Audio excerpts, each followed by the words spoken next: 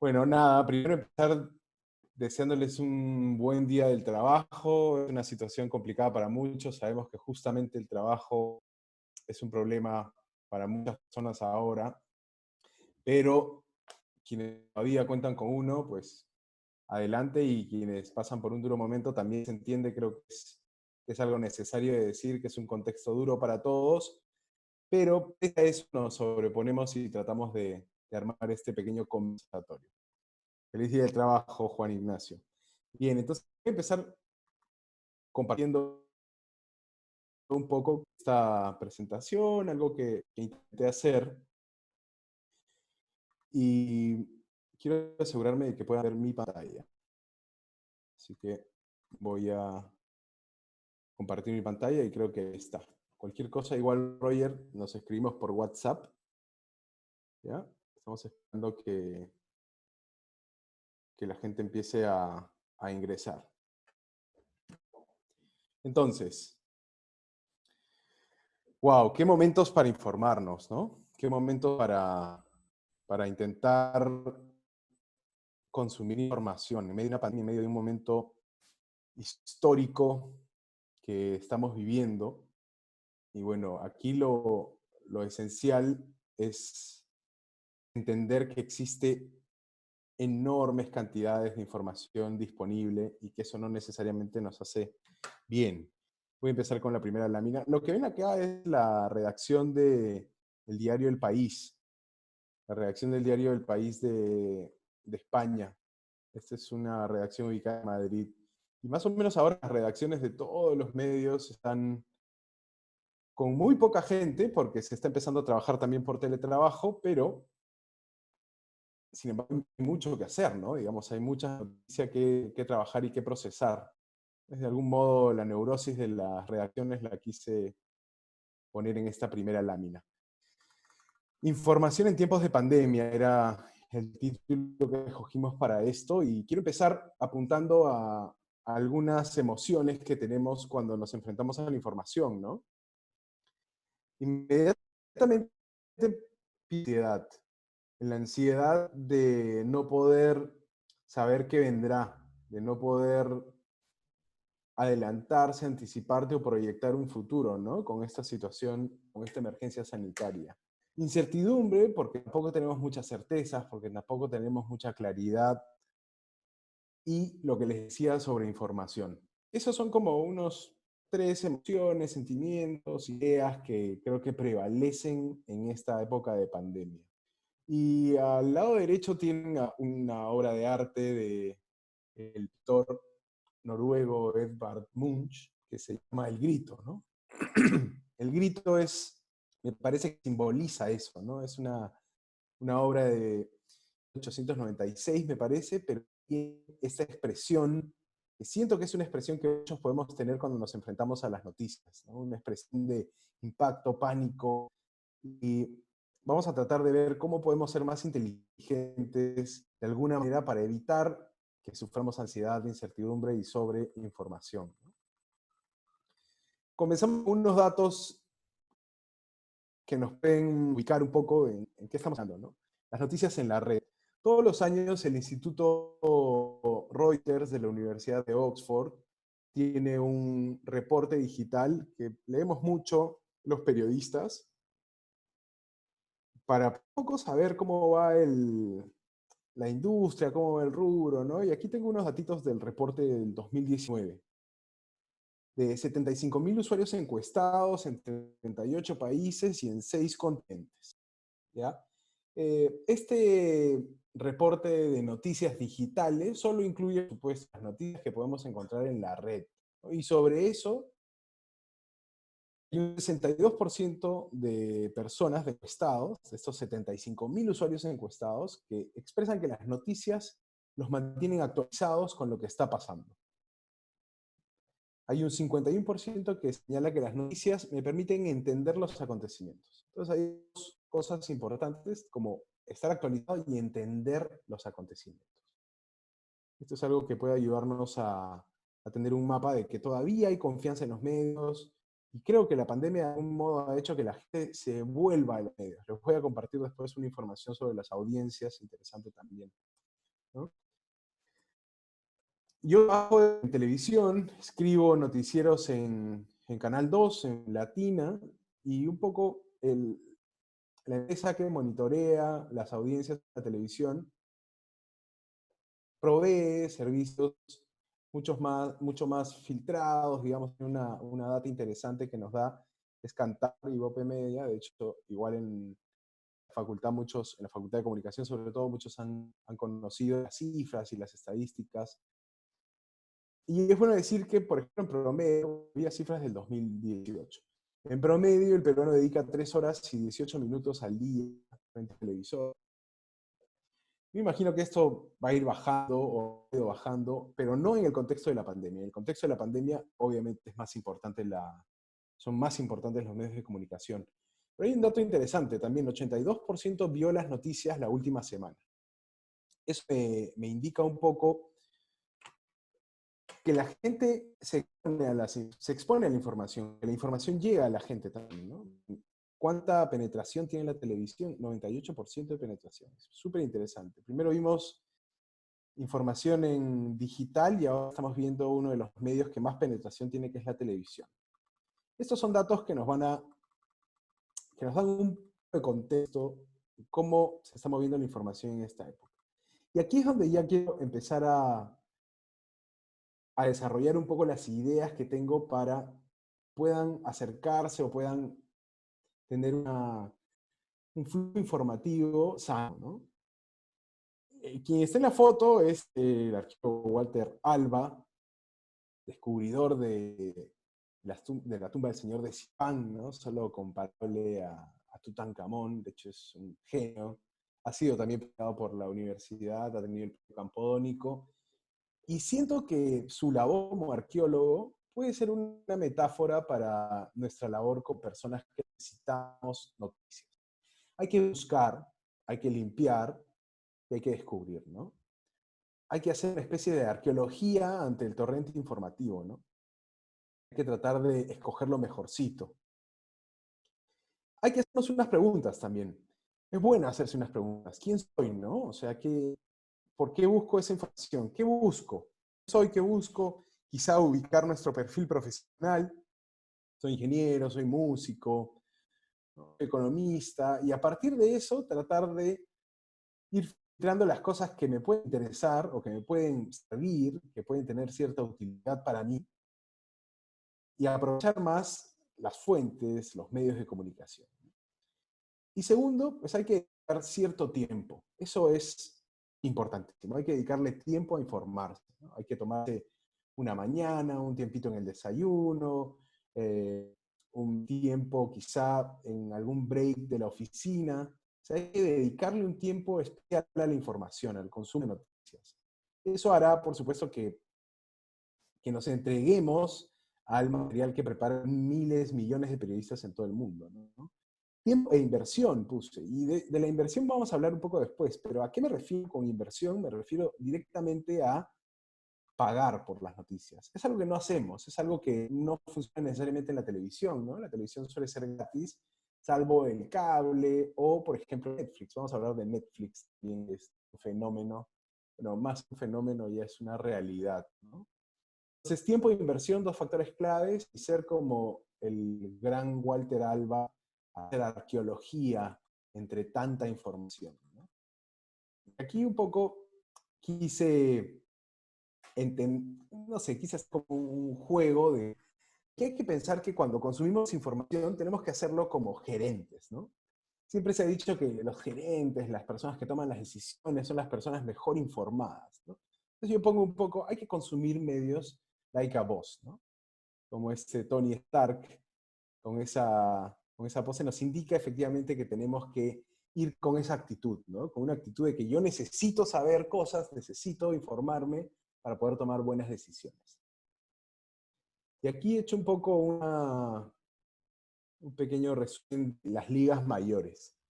Las ligas mayores son los medios que consulto siempre, los medios que creo que hacen este periodismo de primer nivel y que sugiero a ustedes que consulten también. Un repaso rapidísimo, ¿no? En el Perú, por ejemplo, tenemos al Comercio, de hecho es el decano y me parece que es el equipo periodístico más sólido, al menos a nivel de textos de prensa escrita, ¿no? En Perú también está Hildebrand, que es un excelente periodista, sobre todo sus columnas están ayudan mucho a entender, a pesar de que tiene un tono un poco amargo, puede ser un tipo flemático, pero la verdad que sus reflexiones nos tocan. Considero también un medio digital como Ojo Público, una iniciativa muy moderna de periodismo que tiene mucho periodismo de datos, de visualización, y también nos sirve mucho, es un buen ejemplo, por supuesto, el New York Times, el País de España, la revista New Yorker, la BBC Mundo, donde tenemos también a una egresada de la facultad trabajando, Pierina Pigui, por ahí ven Cuarto Poder, también los dominicales son importantísimos, ahí está José Miguel Hidalgo, otro gran amigo. Panorama, por supuesto, los dominicales, Punto Final, Dominical de Latina, él reportero, qué importante fue él en todo el tema Lavallato, ¿no? Con Gustavo Gorriti a la cabeza, qué importantes sus descubrimientos y toda su entrega para poder hacer, para que nos enteremos, ¿no?, de los jueces, el tema de, por supuesto, la corrupción de las embajadas brasileñas, más que me parece que son las ligas mayores del periodismo que vamos a ir viendo poco a poco. ¿Ya? No importa si no ubican algunos, voy a ir desarrollándolos. Bueno, algo que tenemos que tratar de encontrar cuando vamos a abordar una noticia es, primero esto, ¿no? Titulares serios, una escritura inteligente, y hay que tratar de asombrarnos, ¿no? Una buena pieza periodística siempre generará un asombro, generará un recuerdo, generará esa sensación de que te ha tocado, esa idea te ha tocado, y probablemente levantas la cabeza y la desarrollas y dices, wow, ¿no? Esto lo sabía, esto me sirve, esto me ayuda. Titulares serios, escritura inteligente y asombro. Aquí hay dos muchísimos periodistas que seguro reconocerán que, bueno, devinieron en escritores, pero los quise ver porque evidentemente empezaron en este oficio y dan un poco el sustento de que este oficio es así, es eso, es volcarse a la escritura o volcarse a la profesión de alguna manera casi empedernida, como ahí tenemos a la izquierda está Gabriel García Márquez y a la derecha está Rosa de 15 años. Empezaron siendo periodistas. La verdad que los recuerdo siempre, son para mí un ejemplo, y los puse ahí de algún modo para que nos motivemos más. Voy a seguir bajando y tengo una primera ronda de ejemplos que quiero enseñarles. Estamos hablando primero de textos, ¿ya? Vamos a ir primero con lo que se puede leer, ¿no? Y voy a mostrarles esta primera ronda de ejemplos. Hay artículos que me parece que han sido sobresalientes, hay trabajos periodísticos muy centrados en la pandemia que son no solo trabajos que vale la pena aplaudir, sino que hay que tratar de entender cuánto dinero se invierte para hacer este tipo de periodismo y también cuán importante es en el contexto, ¿no? Vamos a ver con este texto de Ojo Público, que la verdad que cuando yo lo leí y se lo compartí a algún amigo fue algo casi indignante, ¿no? Aquí tengo el texto, este es el portal de noticias Ojo Público que dirige Óscar Castilla, tengo algunos también por ahí que la verdad. Y bueno, vean este tipo de noticias, nos plantean una situación que uno ya no sabe qué pensar, ¿no? O sea, más de 33 millones de mascarillas a China antes de la restricción de exportación. Entonces aquí les quiero contar un poco esto, ¿no? En este tipo de portales de investigación, que específicamente Ojo Público hace investigación, se cuentan este tipo de historias, ¿no? El gobierno peruano ordenó el 8 de abril los cargamentos de mascarillas no salgan del país sin la opinión del Ministerio de Salud. Bueno, Ojo Público estableció que la medida fue tardía, ¿no? Imagínense, 70 empresas desde el Perú exportaron en solo 2 meses casi lo que se exportó en 2 años de mascarillas. ¿Imaginan eso? O sea, un gran comprador de mascarillas, por supuesto, gran fabricante también, pero China empezó a comprarle mascarillas a todo el mundo. Y en el Perú, antes de la pandemia, antes del primer caso incluso, las exportamos en febrero, una locura, ¿no? Una información que, la verdad, que cuando uno se entera dice, ¿qué está pasando, no? ¿Esto qué es? Esto, bueno, es la locura por las mascarillas también, ¿no? Todos los implementos sanitarios ahorita son casi commodities, ¿no? Ahora, miren, Ojo Público nos presenta visualización de datos, nos presenta un reportaje muy sólido, con una verdad, con un hecho, que es que el Perú expone las mascarillas que hoy está necesitando. Periodismo serio, un titular duro, un texto inteligente y que genera ese asombro que le contaba, ¿no? Es un ejemplo, lo recomiendo mucho y la verdad que el periodismo de investigación en este momento es lo que necesita para entender la gravedad de la situación en la que estamos viviendo. Pero por supuesto también hay otro tipo de periodismo que más allá de ser de investigación pasa a ser un periodismo más narrativo, un periodismo que explora el estilo de vida. Me parece muy interesante. Este texto es del New York Times y se titula Las pantallas ganaron. Es un texto en inglés, pero quiero que me acompañen a verlo. Es increíble y básicamente lo que dice es: el coronavirus terminó el debate sobre el tiempo que usamos las pantallas, ¿no? Las pantallas ganaron. Antes de el coronavirus, nosotros éramos, o probablemente había esta conciencia de que no había que pasar mucho tiempo en el celular, no había que pasar mucho tiempo en la tablet, en el iPad, pero ese debate ha quedado relegado porque la necesidad de estar conectados nos obliga a interactuar con pantallas. Entonces, en este reportaje del New York Times y esta reportaje Pulse, que sobre todo aborda los temas de salud, estilo de vida, te cuento un poco de eso, ¿no? Cómo el debate de las pantallas ya fue. Las pantallas ganaron, ¿no? Y la verdad que es muy interesante porque acompaña la lectura con, con muchas gráficas, con mucha data. Voy a tratar de acelerar un poquito esto. Quiero ver. Bueno, la primera gráfica ya me parece sorprendente, ¿no? O sea, esta especie de collage en movimiento en el que esta mujer está rodeada de todas las pantallas, te genera esa sensación, ¿no? Yo recomiendo siempre leer el New York Times si se puede en el celular o en la tablet. La verdad que es más, hay una mejor experiencia de usuario. Bueno, ese es un artículo que también me parece vital y que los motivo a que se suscriban al New York Times, a que traten de leerlo. Por supuesto, aquí hay una verdad, y es que las noticias en inglés son muchas más que las noticias en español, y probablemente en inglés se genera un periodismo, o sea, se en más cantidad periodismo de calidad. Así que siempre les recomiendo, de algún modo, enfocarse en leer noticias en inglés, porque si lo que estamos buscando es información, el idioma no puede ser una traba, ¿no? Entonces, este artículo es un buen ejemplo también. Y aquí es donde sí, la verdad que es para aplaudir. Esta es una crónica de la revista New Yorker, que, bueno, coincide que también es la misma ciudad, pero la verdad es que es uno de los trabajos que hace tiempo no veía con tantas firmas, ¿no? 25 periodistas firman este artículo. Y quiero que lo vean también para que se den cuenta un poco de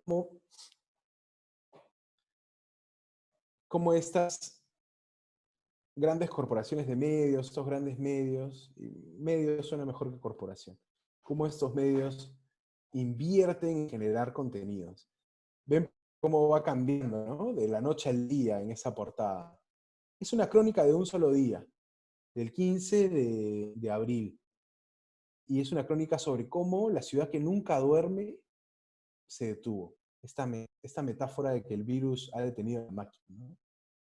24 horas en el centro de la epidemia. Nueva York pasó a ser creo que hace unas 3 semanas, el centro de la epidemia por la cantidad de casos que tenía. Entonces, Nueva York, que también es probablemente una de las capitales del periodismo, todos los periodistas se sensibilizaron y empezaron a plantear enfoques creativos para abordar esta crisis, y esto es uno de ellos, ¿no? Este círculo es un ejemplo. Empiezan a la medianoche. No voy a detenerme en el texto, pero sí quiero que vean la forma en la que presentan la medianoche, ¿no? Las personas que están en la calle a la medianoche, compradores, gente usando, de algún modo todavía no vemos ahí muchos implementos tipo máscaras y eso, ¿no? Pero al menos es lo que encontraron los periodistas en ese momento, ¿no? 1:17, esta mujer está a la 1:17 y está a la 1:16. Bueno, fotografías de calidad. Pero vean cómo el fondo se va tornando, va cambiando mientras va amaneciendo, ¿no? Las ventanas, las imágenes desde las ventanas, ¿no? Es un periodismo que nos empuja a, o que nos trata de generar sensaciones, ¿no?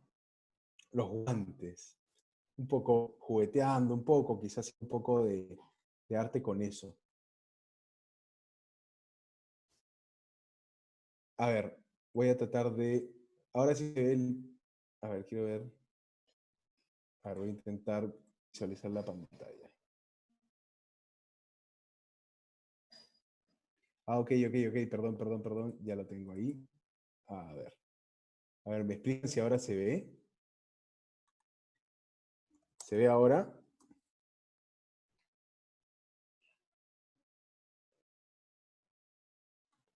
Sí, Santi, sí se ve. Perfecto. Uf, Roger, estás aquí siempre, man. Ayúdame. Escuchar tu voz me tranquiliza. Ya, perdón. Entonces ahora quiero mostrarles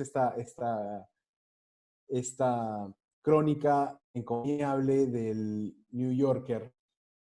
Vean el arte que genera, ¿no? Cómo va cambiando el color. Y es una crónica de un día, 24 horas en el epicentro de la pandemia. Entonces vamos a ir arrastrando un poco para que vean cómo se presenta la medianoche. Retratos de los personajes que están en la calle. Va amaneciendo las ventanas, ¿no? Están ahí jugando un poco con los guantes, que también es el amanecer, ya tenemos. Hay una cobertura de texto, hay una cobertura fotográfica, hay una cobertura de diseño, de experiencia de usuario que nos permite meternos y generar, y, no sé, generar esas sensaciones, o de algún modo nos induce a esas sensaciones que estamos transcurriendo a lo largo del día, ¿no? Eso está ocurriendo. El Bronx es una de las zonas más afectadas por la pandemia y las imágenes que llegan del Bronx son durísimas. ¿Quién iba a pensar, ¿no? Que la primera potencia del mundo podría sufrir como está sufriendo, ¿no? Hay alguien que escribe un poema en medio de la crónica. Bueno, ahí van a ir cargando las fotos y para ir acelerando un poco voy a ir arrastrando para que vean cómo es una crónica larguísima que yo creo que podemos leer en una semana, pero quiero llegar a las firmas. 25 periodistas firman estos textos. O sea, es un trabajo enorme, ¿no? Es un trabajo enorme y la verdad que hay que aplaudirlo y yo trato de mostrárselos para que puedan quizá de algún modo buscar más consumir ese tipo de medios, que es un poco la idea de este webinar, contarles cómo funcionan estas cosas. Ahora voy a regresar a la presentación. Hemos visto 3 ejemplos. Voy a pasar rápidamente por el ejemplo también del New York Times, que creo que no lo vieron también. Quiero ver si lo pueden ver ahora. Este era el artículo de las pantallas, ¿no? Las pantallas ganaron la discusión. No sé si ahí pueden ver bien las pantallas. Se puede ver, ¿no, Roger? Ya, a ver. Las pantallas ganaron la discusión. Y ese era el artículo de Ojo Público que les decía el escándalo de las mascarillas y cómo el Perú exportó mascarillas antes de la pandemia, ¿no? Bueno, exportó legalmente, vendió las mascarillas y todo lo que quieran, pero lamentablemente ahora las necesitamos más que nunca, ¿no? Y eso hicimos. Voy a ir siguiendo con la presentación y aquí quiero llegar, ¿no? Aquí es un poco, yo no sé si ustedes han sentido que de algún modo todas las reformas nos han empezado a caer de golpe, ¿no? El Perú está cambiando su enfoque de la salud de golpe, estamos tratando de manejar bicicletas, el gobierno está tratando de impulsar el manejo de bicicletas de golpe, la educación virtual está cambiando de golpe. Y yo creo que también la inversión por el periodismo, la inversión por pagar por noticias, es algo que también nos va a caer de golpe. Vamos a tener que empezar a pagar por noticias, porque en tiempos de pandemia la desinformación es grande y vamos a empezar a generar una relación de confianza con los medios. Bueno, esta placa la paso a explicar brevemente, solo asegurándome que se esté viendo la placa. Voy a... Sí, sí se está viendo. Entonces, bueno, vean, no es caro. O sea, empecemos por eso, que no es caro suscribirse. Un promedio de suscripción digital está entre $1 y $5 al mes. Hay muchas ofertas, ¿no? Hay ofertas y periodos de prueba. Pueden probar 1 a 3 meses. Probablemente después empiezan a costar un poco más, pero generemos esa relación, ¿no? Generemos esa relación de intentar pagar para ver qué recibo a cambio. Y la verdad que yo me he tratado de suscribir, me he suscrito a infinidad de medios, me he desuscrito, me he dado de baja, he probado otros, ahorita estoy probando algunas pruebas de 3 meses. De algún modo siento que contribuya a que la industria no muera, a que la industria se valore como se tiene que valorar, pagando por periodismo, pagando por noticias. Es una inversión, les decía, una relación de confianza, hay una personalización de contenidos, hay una sensación de exclusividad también, y que se las voy a mostrar a través de los newsletters, ¿no? El soporte al periodismo de calidad es algo clave también. Y quiero mostrarles acá, por ejemplo, dos ofertas de suscripción digital que de algún modo son... A ver, pero tengo a Juan Coveñas. ¿Existe una aplicación que se pueda llenar los datos de tus síntomas y enviar al gobierno para que salud venga hacia ti? Ah, ok, ok, eso lo leemos después. Eh, a ver, estos formatos de suscripción, esto es del país, el que está al lado izquierdo de sus pantallas es del país y te ofrece por €1 el primer mes y después €10 el mes. Suscríbanse, es increíble la cantidad de información que hay, ¿no? La verdad, yo no tengo ahí ninguna queja con el país. Y por el otro lado puse la suscripción, que es la más cara, me parece, de todo el mundo, la del Financial Times. Que obviamente el Financial Times es un medio que, por supuesto, lo lee la gente que necesita estar muy informada de la economía global, de los mercados. Dicen que era el medio preferido de PPK, que él tenía una suscripción que le llegaba el periódico impreso, lo leía digital y él no podía levantarse o no podía salir de su casa si no había leído el Financial Times. Hay un poco ahí también por supuesto, sentido de lujo con esta suscripción, pero de algún modo tiene columnistas increíbles y también información genial. Probarla quizá para ver si sirve. Hay información en español, poca, pero también hay. Y esos son dos formas de suscripción. Por ejemplo, si nos interesa el tema del comercio, el tema de la bolsa, incluso les diría que todos los periódicos financieros están volcándose a hablar sobre la crisis, ¿no? Yo me suscribí hace una semana a Bloomberg, que es un conglomerado de noticias. Bien, que ya tienen algunos premios Pulitzer en su haber y ahorita están dando 3 meses gratis si pagas $1.99. Y tiene una valoración que la verdad no me la esperaba de este medio. Me mandan un newsletter en la mañana y en la tarde, como muchos otros medios, pero la cobertura que están haciendo en este momento de la pandemia es espectacular, porque te están contando no necesariamente el lado de cómo lo estamos pasando, sino te están contando cómo los mercados están volviéndose locos por cosas tan simples como vacunas o implementos de seguridad o medicinas. Ayer leí un artículo enorme sobre cómo, por ejemplo, hay muchos inversores que están poniendo su dinero en laboratorios, en los laboratorios que ni siquiera están generando vacunas, simplemente están generando medicinas, ¿no? Por supuesto, los laboratorios que están generando vacunas, o sea, se van a ir a los cielos. Y toda esta crónica, digamos, todas estas historias que se generan en el ámbito económico, Bloomberg las está contando de una manera increíble. Y les recomiendo que prueben suscribiéndose, les recomiendo que prueben probando quizá una suscripción o que prueben ingresando a la web, de algún modo. Es algo que me parece, no quería dejarlo pasar y y ahora se los traslado a ustedes. Bueno, ya estamos empezando a llegar a los pesos pesados. Ya hablamos de los medios impresos, ahora vamos a ir un poco a lo visual, ¿no? Que también en lo visual se está jugando un partidazo, los medios están jugando un partidazo, y en este caso verán que no he citado ningún medio para el tema visual, y es que las mejores cosas las he encontrado en la televisión, no las he encontrado en la radio o en el papel. Como les decía antes, las mejores cosas las estoy encontrando en medios digitales, y ahora, cuando quiero ir a visual, las mejores cosas las estoy encontrando en Netflix, en YouTube y en este formato de noticias a la carta, ¿no? Esta foto, quiero que la vean con detenimiento, es un equipo de Netflix que estuvo el año pasado en Perú. O sea, es un equipo, los medios lamentablemente han empezado a dejar de enviar a sus corresponsales por la crisis de los anunciantes, por esta crisis un poco que hubo en distribución de noticias. De algún modo los grandes medios empezaron a perder presupuesto y ya no mandan a sus periodistas a cubrir historias más allá de su país o de su región. Bueno, Netflix ahora lo hace, ¿no? Ahí tienen el ingreso anual de Netflix. Es increíble, 20 mil millones de dólares de ingreso anual en el 2019. Entonces tienen las espaldas para mandar a sus equipos a todo el mundo a grabar miles de documentales.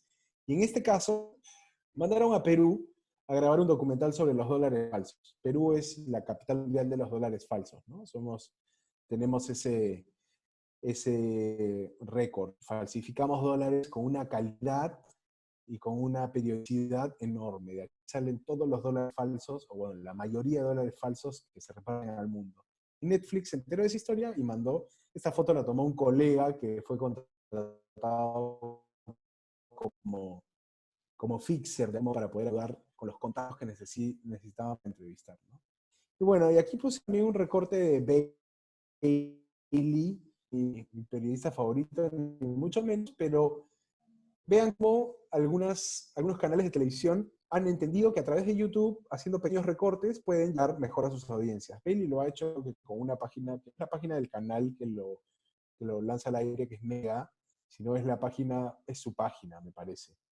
Y él mismo monetiza eso y tal. Pero pueden ver el show de Bailey todas las noches en YouTube. Aquí yo a veces suelo verlo, obviamente tiene su línea editorial y podrán estar de acuerdo, pero es una persona que tiene un trato de lenguaje muy interesante. Solo como dato, el ingreso de YouTube en el 2019 fue de 15 mil millones de dólares. O sea, estos son jugadores que ya hace años vienen jugando un partidazo. Y aquí es donde quiero entrar a una segunda ronda de ejemplos más visuales de las cosas que he visto y que puedo recomendar para que ustedes estén en... A ver, un segundito. Para que puedan, de algún modo, meterse de lleno a la cobertura del coronavirus en esta época de pandemia con contenido de calidad. El primer ejemplo que les quiero poner es este documental de Netflix que solo dura 26 minutos y que espero que podamos reproducirlo, que es una asociación con Vox, ¿no? Netflix y Vox, que es un medio digital de los Estados Unidos, que tiene esta idea del periodismo explicativo, ¿no? Tiene esta idea de explicarte las noticias. De hecho, creo que su eslogan es Explaining the News, o Explain the News, algo así, ¿ya? Y voy a tratar de reproducirlo para que puedan escuchar. Yo sé que no en todos depende del internet, cómo va a ir viendo pero voy a ponerles el video y ahorita les voy a poner el audio también para que lleguen a esto, que la verdad vale mucho la pena.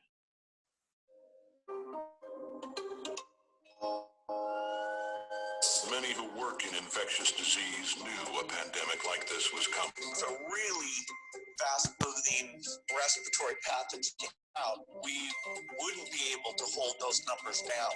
Could it be a coronavirus? Certainly. We didn't think it would be able to get into people. It didn't look like it was a present danger.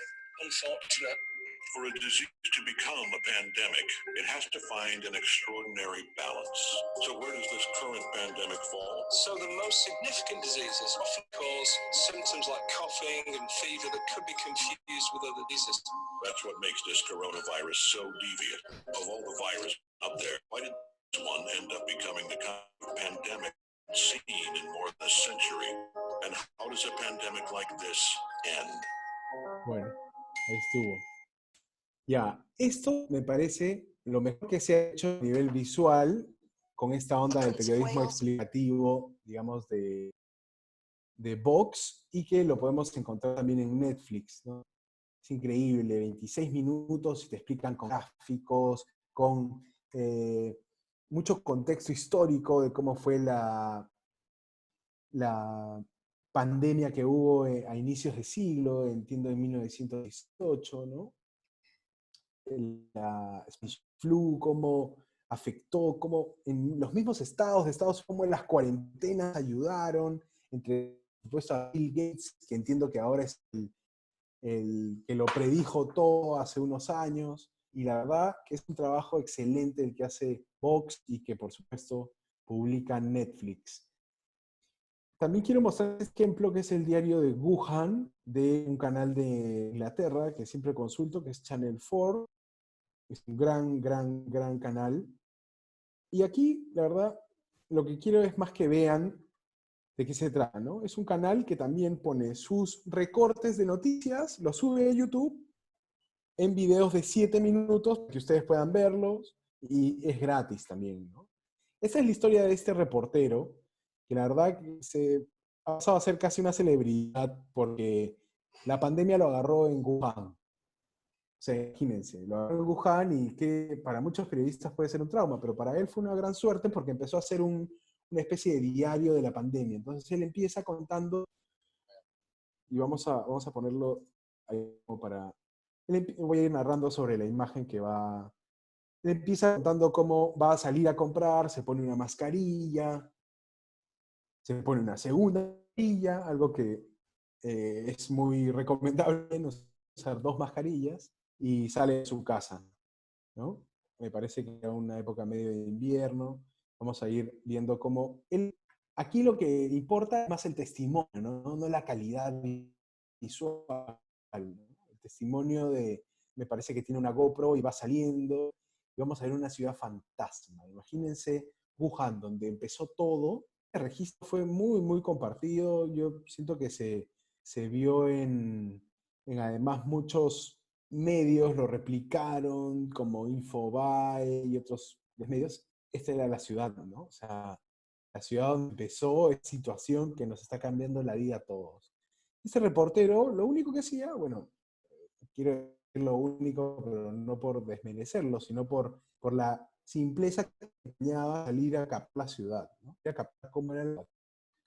Estos eran los primeros días, todavía había gente en calle, pero gente saliendo en maletas a comprar, cosa que ya vimos aquí, ¿no? Estaciones vacías, alguien manejando en bicicleta. Aquí ha habido muchos peruanos también. Entra al comercio a comprar él, por supuesto con guantes, todos muertos de miedo, una situación compleja también. Bueno, y este es un ejemplo de un reportero, y vean, ahí con un espejo me parece que es el que se está grabando, o es que le está, pero es una persona que le está grabando, ¿no? Entonces, este es un segundo ejemplo de buen periodismo visual en YouTube. Hemos ido a YouTube y a Netflix. Igual ahí los colegas del canal me van a matar por no poner los ejemplos, pero llegó el momento de darle el pase al lugar donde trabajo, que es Latina, que también hemos tenido momentos fascinantes esta pandemia. Y uno de esos momentos que a otro lado de la situación que estamos viviendo es ¿no? Delfines en la Costa Verde. O sea, a mí me pasó que antes de que ocurriera esto, yo me parece que vi desde el balcón. O sea, yo sentí con mis amigos, dijimos, oye, ¿esos no son delfines? Tal. Todos teníamos eso en la casa. Pero un día, un sábado, una reportera dijo, vamos a buscar imágenes de playas, ya habíamos hecho algunas más lindas de aves, y se fueron a la herradura y lo que encontraron fue alucinante. Voy a tratar de reproducir esto acá para que puedan ver también este ejemplo brutal de lo que fue los delfines en la Costa Verde y que fue un evento televisivo que siento que en el canal lo celebramos mucho porque, por supuesto, ¿no? Cómo no estar orgulloso de poder mostrar esta situación. Quiero captar un poquito el audio porque la reportera se emociona, de hecho, ¿no? En un momento. Fue un noticiero que para nosotros fue. Ahí estaba Martín Rippel narrando en la mañana. Está sorprendido. Si ven ustedes su expresión, es una expresión de felicidad. De un momento que los periodistas nos. Es una transmisión en vivo. El camarógrafo está en un sueño, la reportera en un sueño, era Lourdes Tupac, que estábamos viendo, no vemos nunca, ¿no? La gente que vive en Lima jamás se hubiera imaginado ver esto. Probablemente en el norte, en las playas hermosas de Piura, obviamente ahí hay una presencia de fauna marina increíble, pero para Lima esto era una locura. Y justo ahí, bueno, ahí ven, Martín estaba al aire intentando gestionar toda esta, no sé, ¿no? Esta sensación rarísima de naturaleza, de cómo probablemente la presencia humana había hecho tanto daño, ¿no?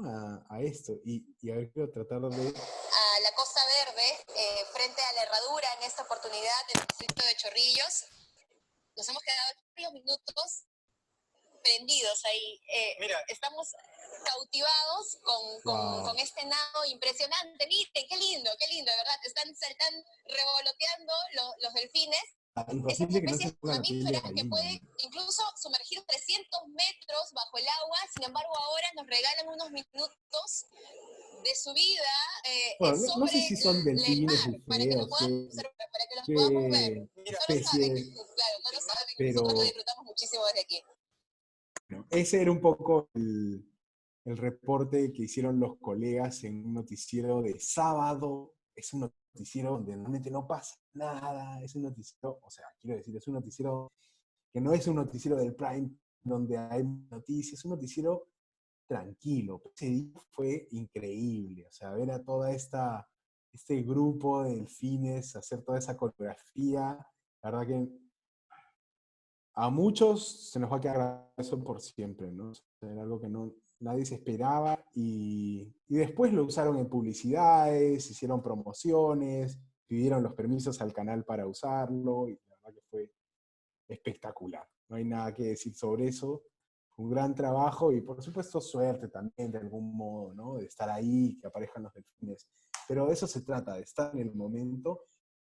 Y ese tipo de historias también son las que estamos viendo, ¿no? Estamos viendo las historias que no solo abordan el drama, el caos, el duro golpe que puede ser esta enfermedad, sino también abordan el otro lado, ¿no? El otro lado. Y siempre en eso tratamos de pensar y como consumidores yo también aconsejo tratar de buscar esas historias, ¿no? Que complementan bien o que hacen un buen balance entre, no sé, la información dura y la información más llevadera como esa.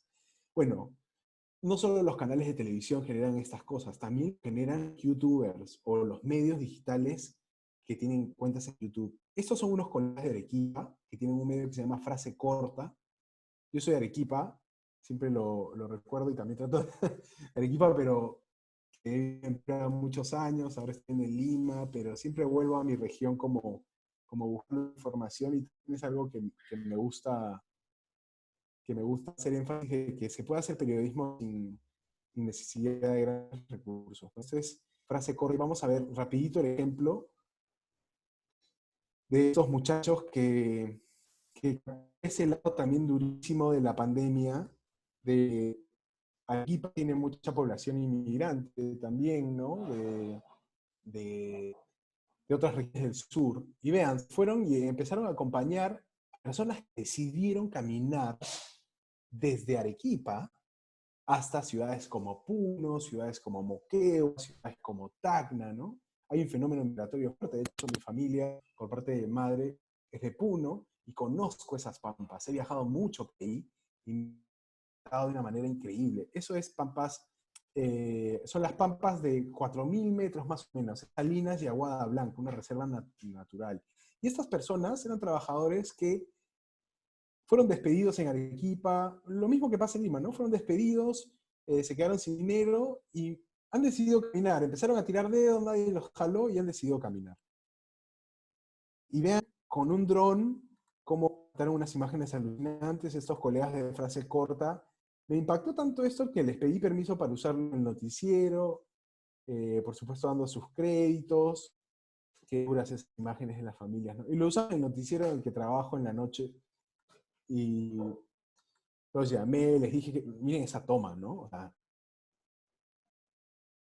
wow, que al lado de la línea del tren, ¿no? Durísimo, durísima esa realidad. Por supuesto, no son, miren ahí la amplitud de las pampas, ¿no? O sea, por ahí siempre hay poblaciones muy jóvenes de vicuñas, ¿no? Y de otro tipo de auquénidos. Y en ese caso, ese señor contaba que solo tenían 40 soles. La verdad es una tragedia que en tanto, ¿no? Y esto lo captaron colegas de Arequipa y ellos tienen su canal de YouTube que se llama Frase Corta, que también lo recomiendo, que tienen un montón de videos. Y de algún modo lo quise incluir en estas pequeñas, en estos ejemplos, en estas sugerencias, para que tengan ustedes una idea de que no solo los canales están jugando un partidazo, sino también personas que están innovando, haciendo de YouTube y tratando de hacer un poco de periodismo de algún modo serio, ¿no? Tratando de romper un poco esa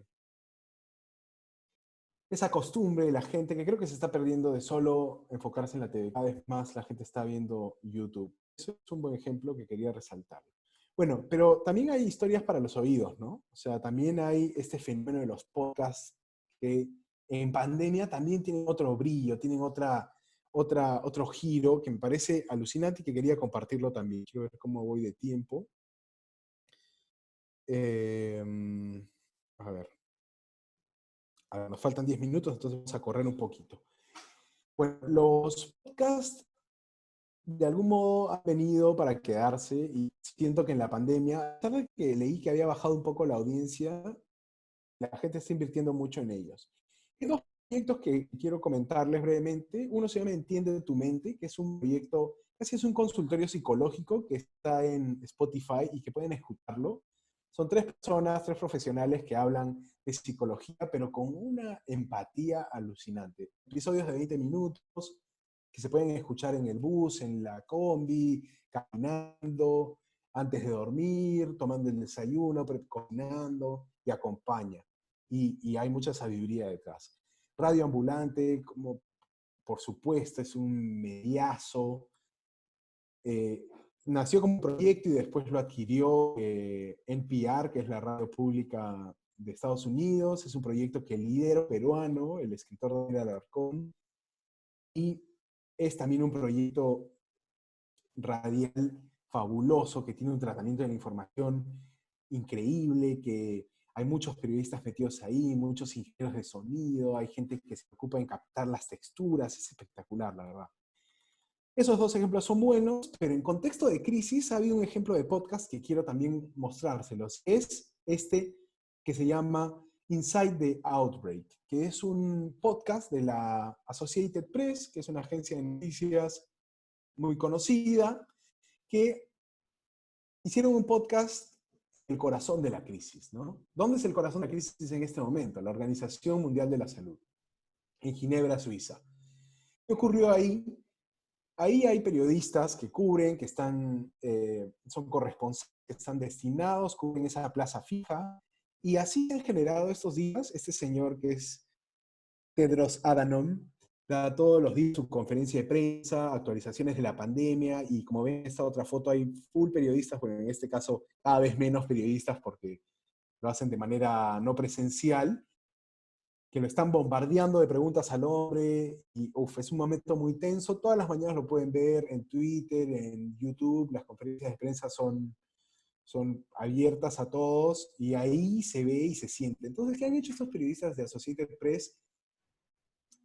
De algún modo, tienen a su corresponsal de la OMS, que está en Ginebra, Suiza, administrando la información y han hecho un clip de audio de 20 minutos que pueden encontrar en Spotify, donde te cuentan un poco cómo va avanzando, ¿no? O sea, las cifras, te cuentan un poco qué cosas nuevas dice la OMS, ¿no? Por ejemplo, la semana pasada hablaron de que el coronavirus no genera inmunidad, ¿no? O hace 2 semanas ya hablaron de que el coronavirus no genera inmunidad. O sea, esa fue una información súper fuerte, porque uno tiene la idea de que el virus genera una inmunidad ya no de nuevo, y acá, hablado con sus expertos, que son sus encargados técnicos, digamos, todos decían que no podemos garantizar que el coronavirus dé inmunidad. O sea, es información muy fresca, de una fuente muy directa, que la Associated Press se encarga de darnos así, ¿no? Como inside the outbreak, en el centro de la crisis, en el centro donde reventó esto, ¿no? Bueno, también hay otros proyectos interesantes, como El Hilo es un gran podcast, el diario El País con un proyecto especial, porque por supuesto hay que moverse rápido con nuevos proyectos, el periodismo también es timing, hay que tratar de sacar todo lo que podamos en un solo momento, y sacaron en El País esto que es Conduce como piensas, que voy a enseñarles también para que puedan tener una idea. A ver, un segundito. Me pareció importante. Conduce como piensas, sobre todo porque transmite una paz. Diríamos que son entrevistas. Si están viendo ahí, quiero ver si lo están viendo. A ver, un segundito. Sí, ahí están viendo. Entonces, Conduce como piensas es una serie de entrevistas que el diario El País hace con especialistas. Por ejemplo, este es un filósofo, ¿no?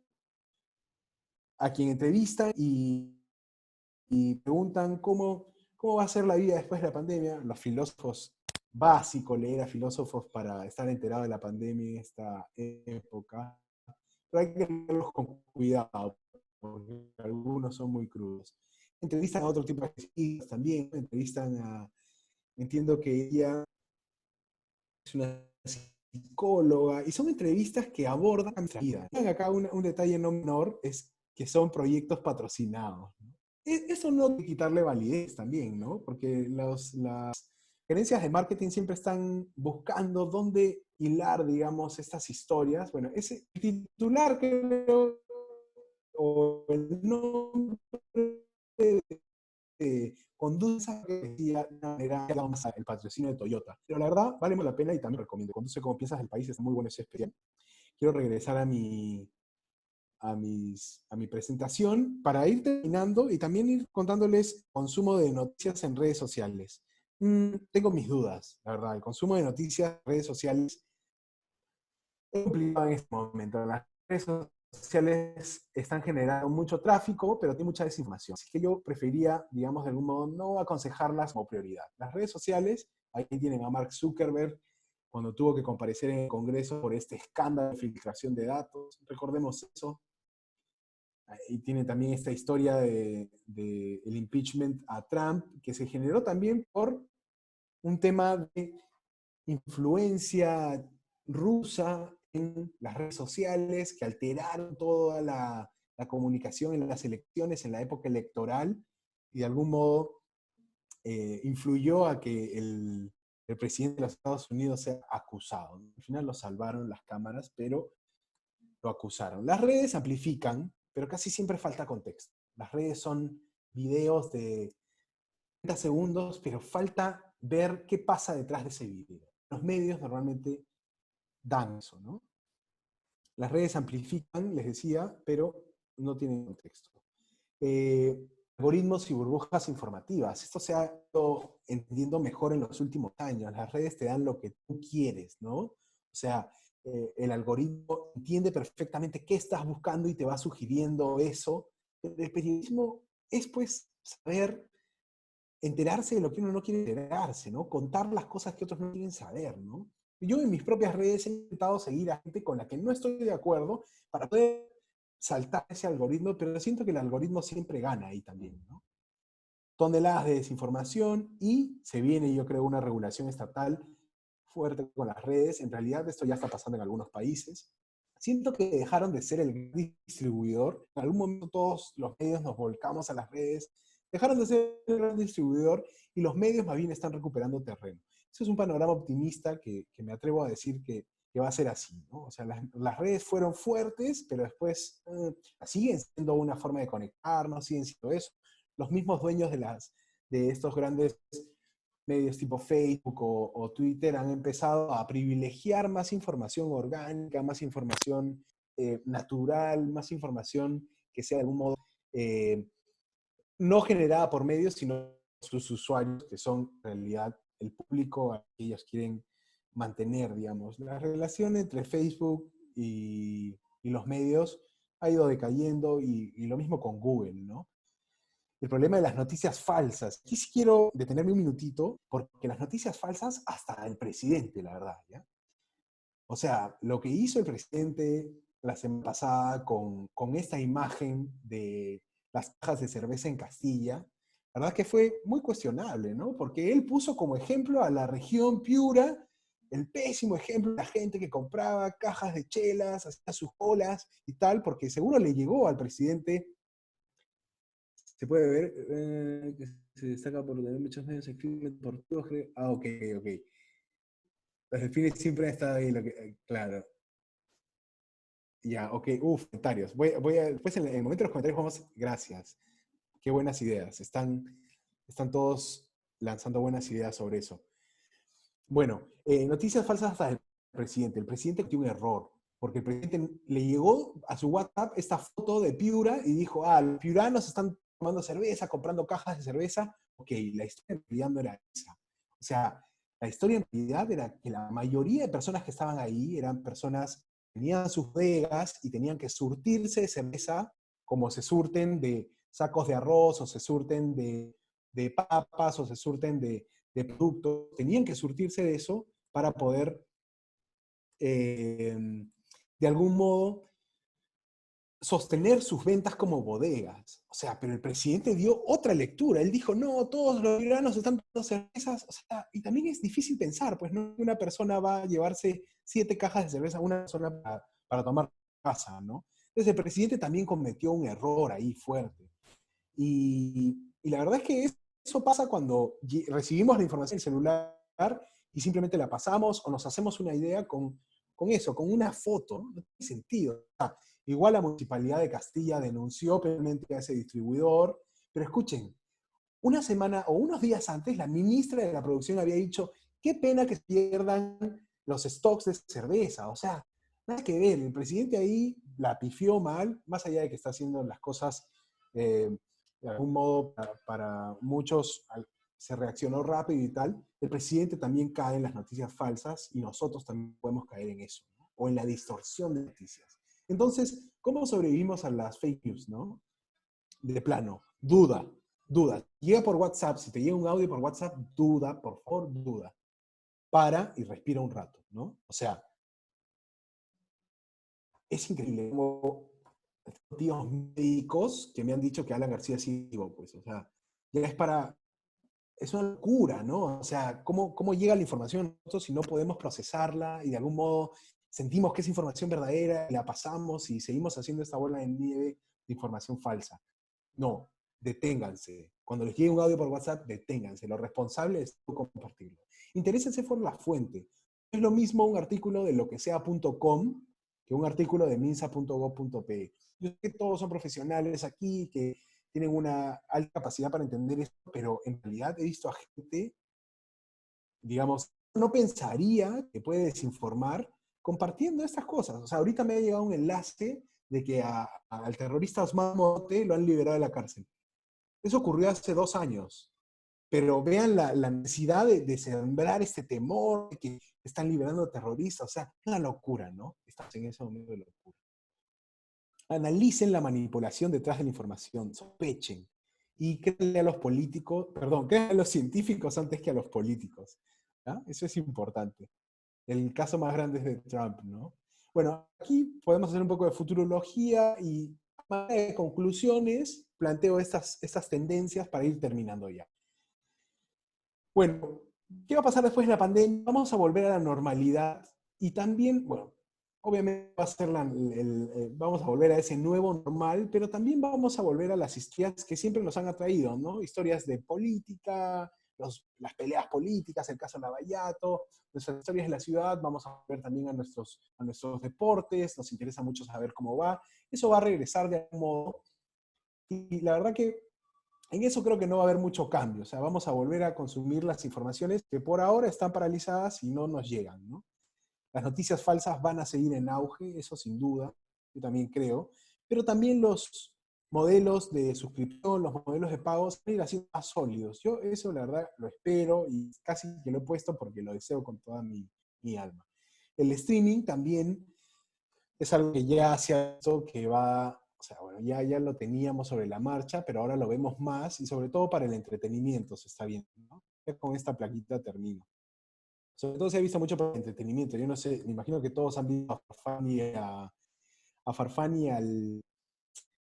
y al capitán Paolo Guerrero haciendo su streaming. De algún modo eso es lo que creo que está prevaleciendo. Obviamente no son noticias, es entretenimiento y por eso les digo que por ahí va a ir la cosa también, ¿no? El periodismo científico va a ganar espacio sin duda alguna. En Perú ya hay una asociación de periodistas científicos. Se está haciendo cada vez mejor periodismo especializado de ciencia. Tengo un colega del comercio, Bruno Ortiz, que la verdad que está haciendo un chambón. Y es importante también pensar eso, ¿no? Que cada periodista tiene su especialidad y el periodismo científico ahora, sin duda alguna, va a ser a lo que vamos a tratar de ir para, de algún modo, entender mejor qué está pasando con este virus, ¿no? Bueno, también, por supuesto, se va a reportar el cambio, se van a reportar los nuevos hábitos, las nuevas conductas, las nuevas formas de interactuar. Esto nos preguntamos todos los días en las redacciones, ¿no? ¿Cómo reportamos el cambio? Por ejemplo, se han hecho muchas historias sobre la educación virtual, he visto 1000 historias sobre los profesores, las pizarras ahí, actuando. La verdad que eso también es algo que vamos a ir viendo cómo reportarlo, y por supuesto ustedes también van a ir recibiéndolo como noticias poco a poco, ¿no? El cambio, la interacción. Eso es algo importante. Y ya para ir terminando, por supuesto, no puede faltar el cherry mío. No, quiero contarles que hacemos todas las noches, de lunes a viernes, este noticiero que es 90 Noche, con Mónica Delta, una periodista que tiene años de experiencia, que va a las 10:30 de la noche en Latina, y la verdad que tratamos también de mantener una cobertura sostenida en esta pandemia. Los noticieros en Canal 2 han incrementado 40% sus espacios, su tiempo, noticias. Estamos trabajando a toda máquina. La verdad es un momento en el que da ganas de trabajar. O sea, no es un momento en el que dan ganas de venir a la casa. Es un momento en el que dan ganas de seguir, porque sentimos que estamos viviendo la historia. Y ya mismo Mónica está en la noche en Canal 2. Estamos haciendo un noticiero el domingo de 1 hora antes del dominical. Mónica también está en la radio. O sea, necesitamos trabajar, o sea, queremos trabajar en este momento. ¿Quién quiere perderse las historias, no?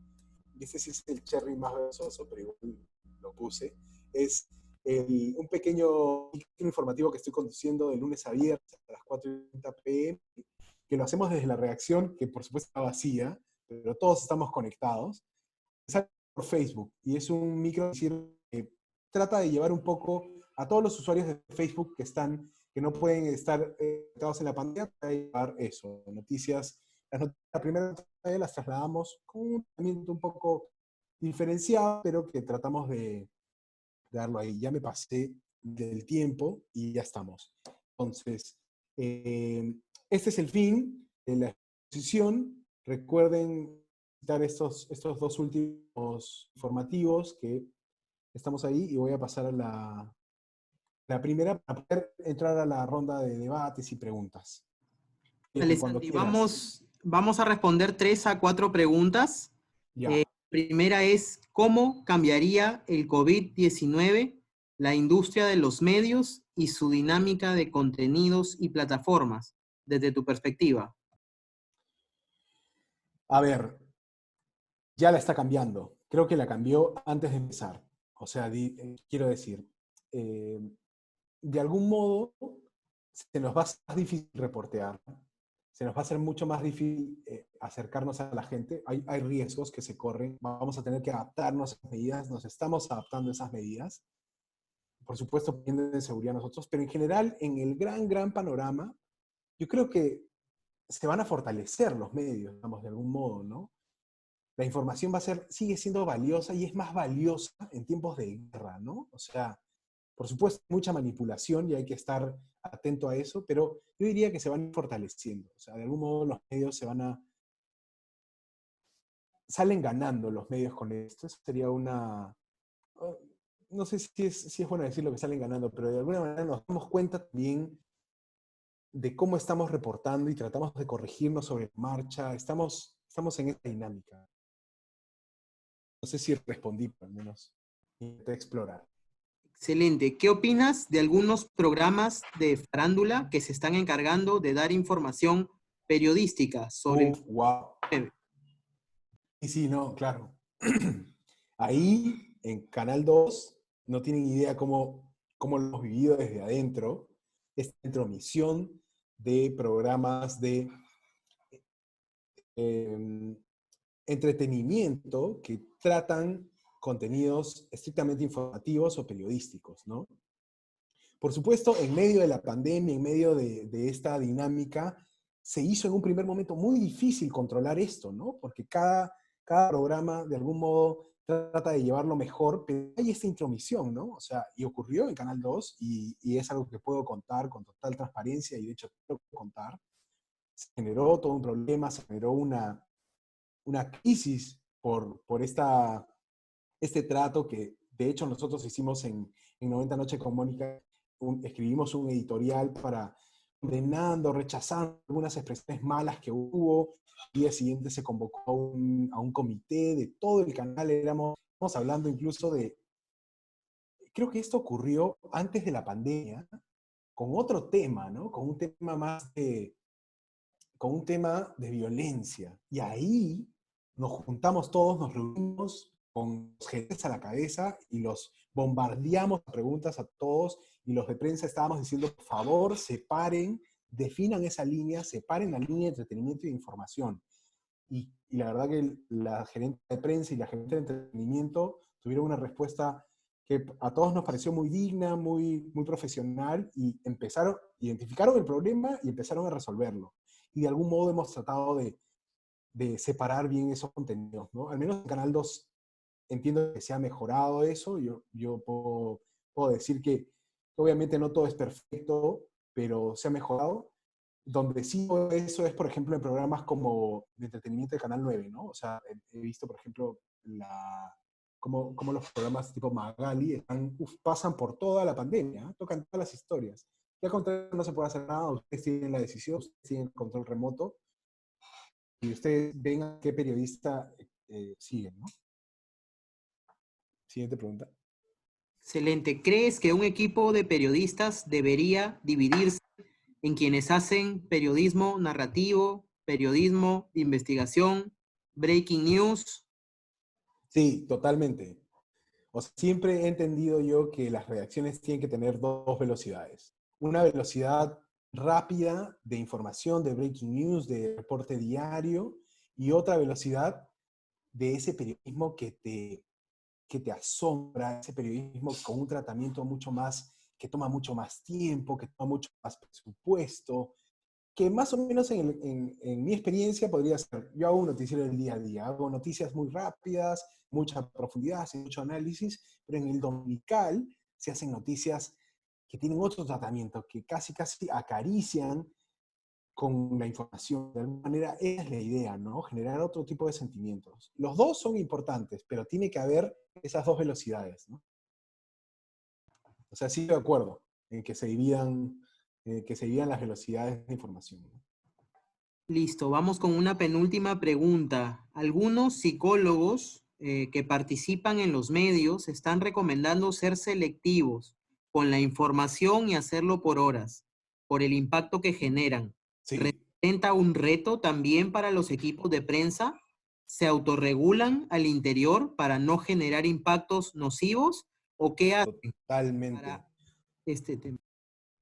Perdón amigo que te corto, pero me genera o sea, lo estoy viviendo. Todos los días nos preguntamos si con esa imagen agredimos a alguien, si con esa imagen ofendemos a alguien, si con esa imagen vamos a generar ansiedad en gente. O sea, todo eso uno se pregunta eso, desde el editor hasta el productor, hasta el que escribe los textos, hasta la misma Mónica, los conductores. O sea, estas son preguntas, ese es el lado feo de la chamba, de que ves cosas desagradables, todo el día te llevas cosas, tragedias, y tienes que saber dosificarla, y es un reto, obviamente es un reto. La sobreinformación genera ansiedad y no queremos sobreinformar. Simplemente, claro, ustedes dirán, pero qué contradicción, ¿no? Se han aumentado 40% sus horas de noticias. Claro, aumentamos, pero en esa necesidad de aumentar también generamos espacios como un pequeño bloque de qué hago, en el que preguntamos, hacemos como que un consultorio abierto. O sea, tratamos de generar más información porque hay que contar las cosas efectivamente, y de algún modo también dejamos más al lector o al televidente esa, esa necesidad de vernos o no, ¿no? Sabe que puede ser que vea un noticiero o que vea 20 minutos de un noticiero. Eso basta, eso basta. Siempre lo mejor va a estar al inicio, ¿no? O sea, eso basta y eso nos genera de algún modo, sí es una responsabilidad, o sea, olvida, todos de algún modo se sufre, es duro, ¿no? O sea, impacta, hay un montón de lágrimas ahí que nadie ve, hay un montón de broncas, hay un montón de colectas, de intentos de apoyar a las personas de las que estamos contando sus historias. Hay un montón de cosas que no se ven, que tampoco es necesario contarlas, pero que de algún modo los periodistas sí tenemos que medirlas. O sea, obviamente hay periodistas y periodistas, hay gente que le importa menos eso, pero siento que a mí particularmente, a veces es la parte más dura del día, saber qué cosa va a agredir, saber qué cosa va a generar ansiedad, qué cosa va a generar desesperanza. Y por eso siempre tratamos de cerrar algo que sea más uplifting, ¿no? Que nos levante un poco el ánimo. Eso. Bueno, iba a cerrar con una, pero hay dos preguntas que creo que Vale, siempre métele. son la fija cuando estamos hablando de periodismo. Medios impresos, ¿cómo van a quedar? ¿Desaparecen ante el auge de todo este uso de multimedias que han mostrado? No sé si desaparecen, pero de que han sido duramente golpeados por esta pandemia, estoy seguro de que sí. Y no solo ya era una industria que venía golpeada, pero ahora todos los medios están golpeados. O sea, ayer me enteré que el 80% de anunciantes han retirado sus órdenes de compra, por ejemplo, en la industria de la tele. En que menos de un mes. Los periódicos, seguro que igual, seguro que igual. Y ya venían golpeados, ¿ah? Ya venían golpeados y también ha habido un tema con el papel. La gente piensa que en el papel se puede transmitir el virus. Obviamente ya eso se ha descartado, de alguna manera hay que tener igual todas las medidas y tal, pero siento que los medios, sí, pues el papel de algún modo sí, ha entrado, está golpeado, puedo decir que está golpeado. Listo, y para cerrar, ¿crees que para hacer periodismo hay que estudiar periodismo? ¿Cuáles son los requisitos mínimos para que una persona o grupo de personas se encarguen de contar historias relevantes y con la máxima objetividad posible? Wow, qué preguntaza, qué preguntaza. La verdad no. No creo que para hacer periodismo se tenga que estudiar periodismo. Creo que el periodismo es un vicio. Es algo que se aprende en el día a día. Todos los días se puede hacer un poquito mejor el trabajo. No creo que se tenga que estudiar, pero sí creo que la persona que hace periodismo tiene que tener una formación, al menos en humanidades, una formación en filosofía, una formación en antropología, una formación en ética. O sea, los mejores periodistas para mí no necesariamente han estudiado, o sea, y puedo dar fe de eso, que no necesariamente son profesionales, han pasado por una facultad de comunicación, porque el periodismo, bueno, se ha profesionalizado, digamos, en los últimos años más por imagino también un tema de la amplitud de oferta académica que hay. No creo que se tenga que estudiar necesariamente para hacer buen periodismo. Igual si lo estudias, mejor, porque vas a estar metido en toda esta dinámica o vas a tener toda esa ganancia que se tiene en la facultad, ¿no? O sea, yo creo que es importantísimo formarse en una facultad, pero no necesariamente en periodismo. O sea, sí te puedes formar en 1000 ámbitos, pero no necesariamente en periodismo. Santi, una consulta aquí que se me pasó. ¿Cómo ves Sí, los medios escritos deportivos después de esta crisis? Es algo sí, usual en el Perú. sí, el gran Joche preguntó eso también, ¿no? ¿Cómo veo los medios deportivos? Con cierto optimismo por cómo se van a adaptar a esto, ¿no? Porque si entendemos que ya la gente va a dejar de aglomerarse, o al menos va a aglomerarse menos para los grandes eventos deportivos, creo que la gente va a empezar a explorar cómo consumir sus medios deportivos de otra manera, ¿no? O sea, creo que no van a morir los main events, creo que no va a morir la final de la Champions, creo que no va a morir el partido de las estrellas de la NBA, creo que no va a morir eso se va a mantener. O sea, va a ser un proceso de adaptación complejo, pero los medios deportivos sí van a, yo creo que van a sobrevivir, o sea, de algún modo el periodismo especializado va a sobrevivir.